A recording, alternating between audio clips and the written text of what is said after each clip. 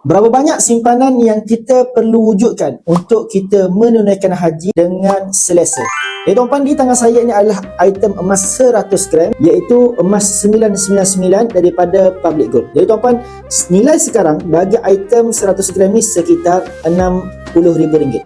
Jadi bagi tuan-puan yang nak pergi menunaikan haji 2 tahun dan ke atas, daripada sekarang boleh target simpan item 100 gram ini. InsyaAllah dengan 100 gram ini tuan-puan boleh menunaikan haji dengan selesa dengan PGH, dengan mana-mana agensi yang berdaftar dengan pihak tabung haji, iaitu daripada syarikat swasta, untuk tuan-puan pergi dengan package-package yang disediakan. Ada package yang paling rendah sekitar RM50,000 dan ke atas. Jadi kalau tuan-puan dah ada item 100 gram ini, maka tuan-puan dah layak, tuan-puan dah boleh menunaikan haji dengan selesa.